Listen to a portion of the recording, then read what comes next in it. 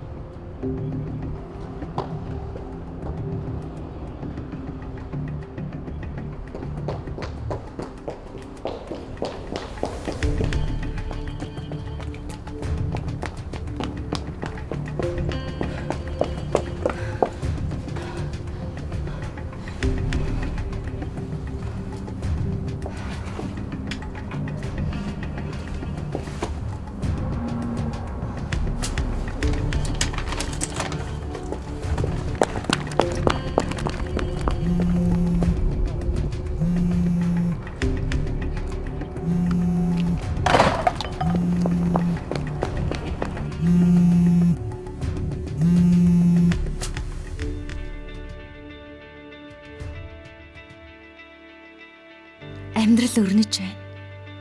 Ажилд орох хүсэлтийг минь хүлээн авсан энэ хамт олонныхоо нэг хэсэг болж байгаа.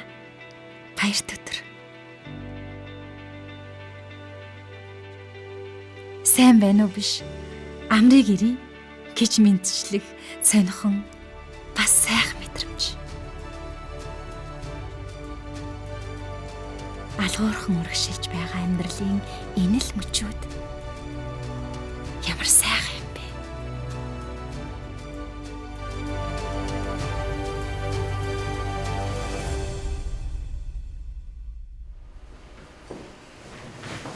Амар ирээд юм да. Бол. Оо манай сэтгэл зүйч. Эзэний цагдаа юм болсон шүү дээ. Баярлаа. Урд чинь 15 дугаар хорооны хамтарсан багийнхан тэр хүчирхийлд өрсөн хохирогчийг төр хамгаалах байранд авсан байна лээ. Тэр тухайн мэдээлэл авсан уу? Мэдээлэл авсан. Тэгэхээр өнөөдөр тэр төр хамгаалах байр руу сэтгэл зүйчээ явуулаад хохирогчид сэтгэл зүйн зөвлөгөө тусламж үзүүлвэл. Ойлголоо.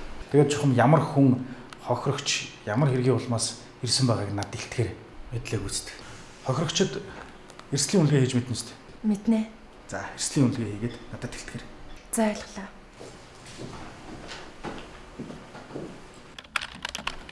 Та дэлгэрэнгүй гэхдээ жаахан зэгстэй ярихгүй. Намайг мөнх эрдэнэ гэдэг. Эхнэрээ маань мөнх цэцэг. Даш зэрэнгийн мөнх цэцэг. 22 настай. Гэрээсээ гараад ор сургуу алга болчихлоо. Алга болоод тэр удаж байна. 74 цаг 30 минут болж байгаа юм байна. Хоёрын хооронд асуудал байсан уу? Байхгүй. Хэрвээ хэн нэгэн алга болсон бол арга гэрийнх нь эрсдэл зүйлд орж болцшгүй гэж үзэж байгаа бол би дэрэн хайх үйл ажиллагаа эхлүүлэх үүрэгтэй. Та хамгийн сүүлд хинтээ хаана үйснийг нь хэлж өгч чадах уу? Чадна. Энэ хамгийн сүүлд ресторан тоол хийж явахдаа явуулсан зураг. Эндээс хараад гоо сайхны салон руу очих хэрэгтэй байсан л да. Тэгээд тэндэж очоогүй. Ингээл усан дайсан чулуу шиг алга болчихлоо. Ядаж карта ашигласан юм байхгүй. Ойлголоо. Бид ирж хайж өгье. Таны эхнэрийн зураг бидэнд хэрэгтэй. Та эрен сурвалжлах хүсэлт гаргаж өгнө. Балцаас өгч.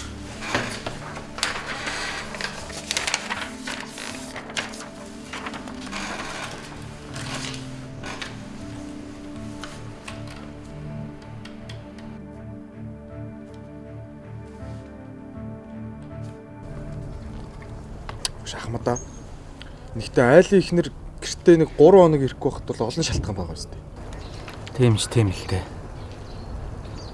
Ихтэй их хачин санагдаад байгаа юм да.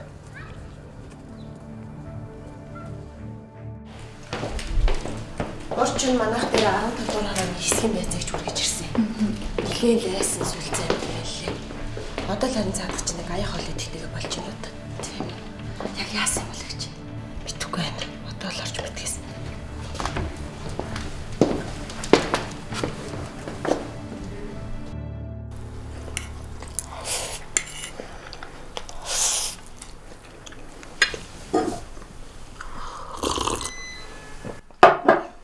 Намайг Минжима гэдэг. Би Сонгон хайрхан дүүргийн цагдаагийн газарт сэтгэл зүйчээр ажилладаг.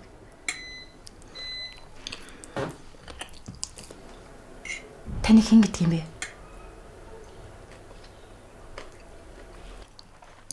Та энэ газарт яаж ирсэн?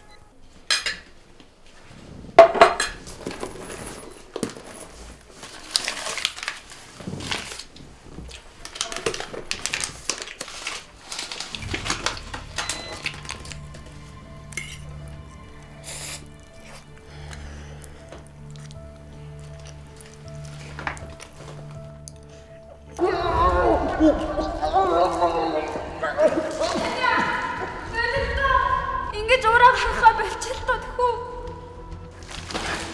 Би чамд хит хэлвэл чи ойлгох юм бэ? Чи яахаараа зураг явуулдаг юм бэ? Чи яахаараа залхахаар уцчих садгаатай байдаг юм бэ? Утасны цэнийг дуусаад хэлэн дээр цэниглүүлэх гээл өгсөн штэ. Чи битгий солио. Энэ баримаа чи надаас илүү байна уу те? Би чамайг энтэй юу хийснийг чи яаж мэдэх юм? Камер байгаа штэ. Та надад итгэхгүй. Наад хүнээсээ асуухгүй юм бол ядаж камера шалгаад төгөлтөө.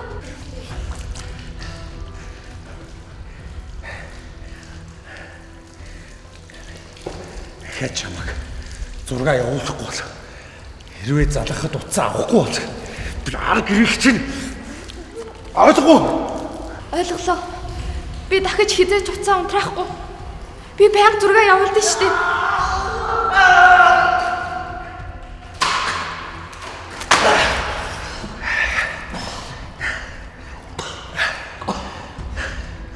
Чи таны ресторач гэж. Би хэний төлөө энэ жигнүр иргүүлсэн бизнест хөрөнгө оруулсан юм бэ? Дүү, ахыхаа саналыг бодож үзсэн үү? Хойлоо нийлж хагаад хагаа байл да.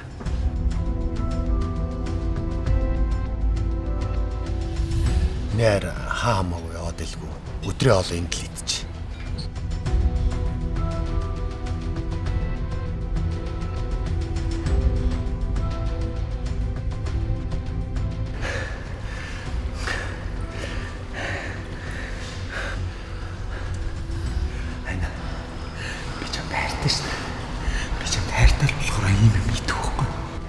Хэрвээ би чамд хайргүй байсан бол чиний хаана явж байгаа ч надад ерөөсөө хамаахгүй шүү дээ. Чи надад гомдож болохгүй шүү. Ойлголоо. Надаас өрхийн ч чамайг ингэж харилж чадахгүй. Өрхийн ч.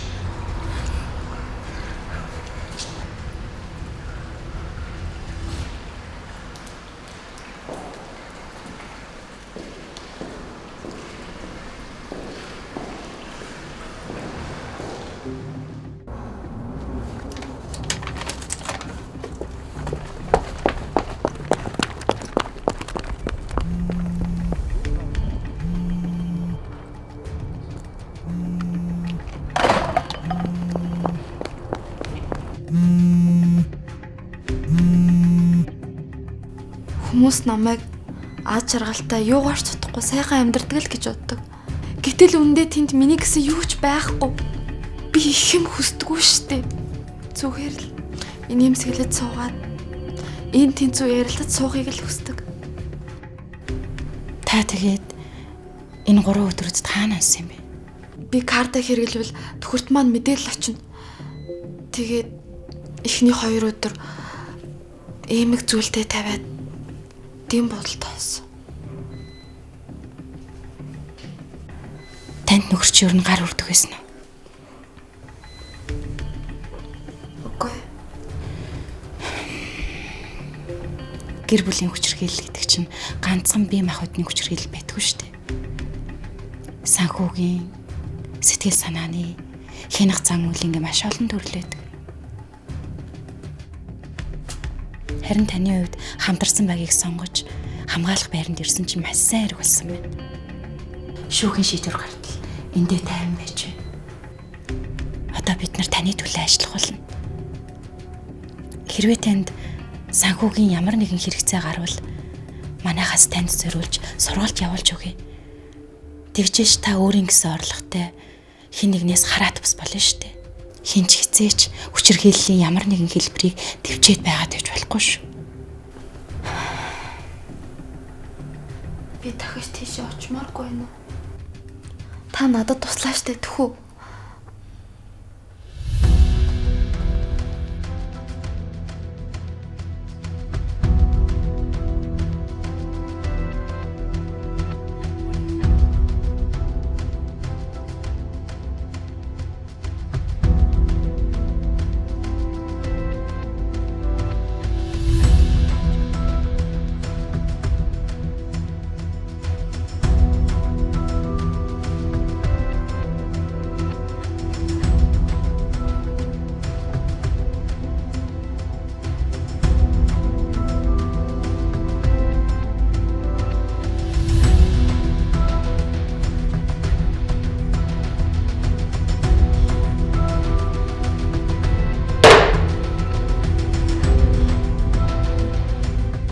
Хүн бүр хайрлаж бас хайрлуулахыг хүсдэг.